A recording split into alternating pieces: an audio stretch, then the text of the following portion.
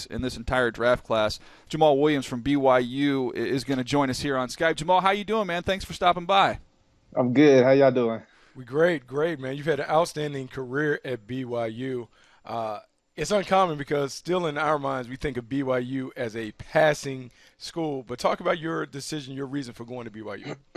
Mostly, coming out of high school, I wasn't really highly recruited, but BYU took a chance on me, and loyalty is a big thing for me, and I just like everything about BYU football. I went up there; the football environment was great. They accepted me for who I was, and once I got up there, I already knew that I was part of the family. I got a chance to go to your bowl game against Wyoming, where you kind of just put the team on your shoulders there and carried a heavy load. You end up as the all-time leading rusher in school history there at BYU. But every big opponent you guys played this year, it seemed like you stepped up and had a big-time game. What was your focus going into some of those games like Michigan State, some of those others? Mostly just, trying to be the spark plug for the team, just to let them know that we can do it. All we got to do is just, do our assignment, work hard, and know that we got to believe in ourselves. And mostly that's just what I try to do. I try to go out there and play by my actions and let them know that, I'm with them 100% and I'll give them 100%, no matter what down it is, what I'm doing, either blocking, running, just doing my assignment just for the team to win. All right, I'm going to give you a challenge here. We're both former scouts here, so we like to try and, condense our reports and evaluations. So I'm going to challenge you 3 words to describe yourself as a player, your style. Just what can I summarize you in 3 words? What are you getting in Jamaal Williams? I say workhorse, loyalty, and passion. All right, I like that. I'm going to give you the words that I have down when I looked at my notes on you. Here are the 3 words I'll give you. Number 1, angry. You're always angry, man. You run angry. You got a little anger to you, which I like in my running backs. Number 2, decisive. You see it, you hit it. There's not a lot of dancing with you. You're no frills. Let's get north and south and let's get going. And then finally, I'll say just your vision. Vision to us, when we break down running backs, that's where it's all got to start. If you can't find the hole, it doesn't matter how fast you are when you're running up the back of your offensive lineman. I thought you got really good vision.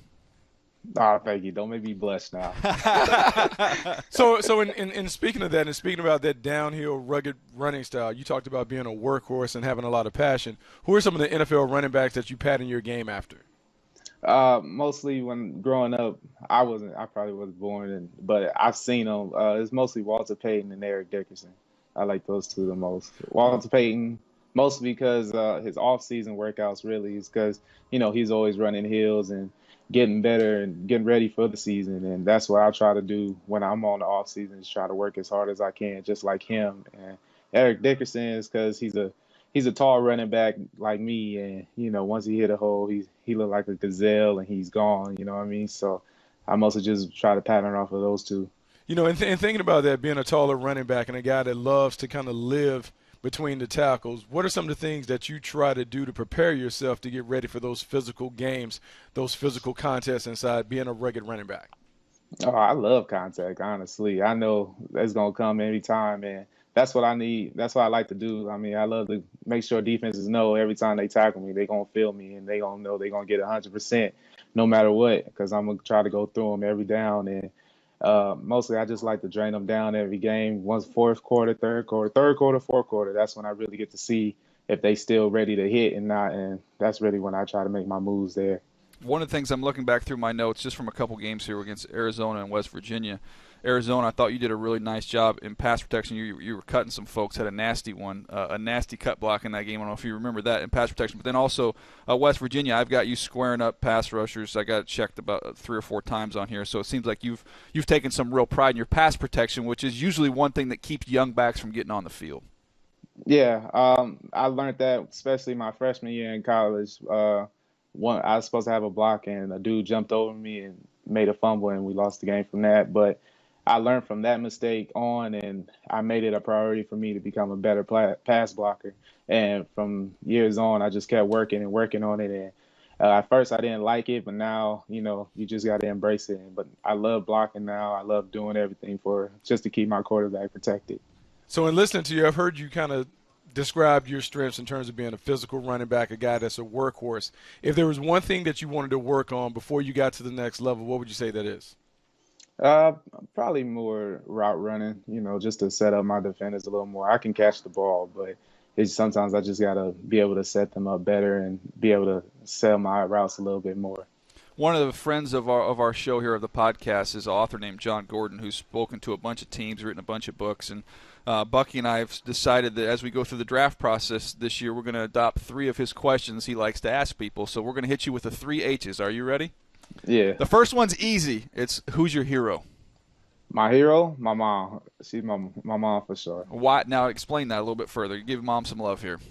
Shoot, mom do everything. She really is the superhero. She goes to work, always at either a game. She's always at a track meet for my mom, for my sister too. So she and then she goes and have time for herself. So it's just, she does everything. She makes sure that she's at every sporting event for us. And for all this, I think she probably missed 2 football games out of my whole years playing from Pop Warner, flag football, high school, college. So she goes to everyone, and then she's going to all my sister's track meets, and my sister runs for UNLV.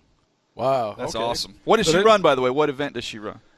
My sister do the hurdles. She sprints. She a long jumper, but she can't beat me though.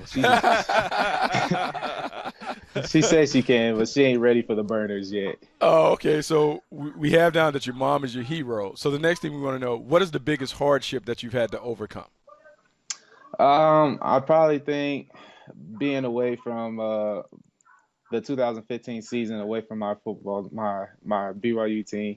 Mostly is just I just had to keep working, and I had to watch them on TV, and I know everybody on there, and I'm talking to the TV like I know, like I'm at the game, So it was kind of hard, but at the same time, I know I was just getting ready for next year to come back bigger, faster, and stronger for them. So for those that don't know, it was a team rule situation, right? You're suspended for that season. Did you give thought to transferring and leaving? Because I think a lot of people at that time expected you to just go ahead and transfer. Yeah, but no, BYU was my team because they gave me my first shot, and once you give me my first shot, I'm loyal to you, and loyalty is really big to me. So it was no doubt in my mind that I was going to come back. All right, your 2 questions down here. The final one is another easy one here. Your highlight. What's your greatest highlight when you look back on your college career? My greatest highlight, I think probably getting the record, the rushing record, and it was during the Mississippi State game, but they put up the 21 signs and everything, and it really made me feel, even more special to be part of that BYU family. And at the time, I couldn't really, celebrate about it because we still about to go to overtime with them and, trying to win the game. But after the game, I seen everything they did. They made a big poster for me and everything, and it really hit me in the heart. What are you going to run? What are you going to run 40-wise? That's what a lot of people are wondering out there. What are you going to run? I know you are a physical, pounding, aggressive. I use the word angry runner. When they click the watch on you, what are we going to see? Sure, you just gonna have to wait till March 3rd. You gonna see it in my face.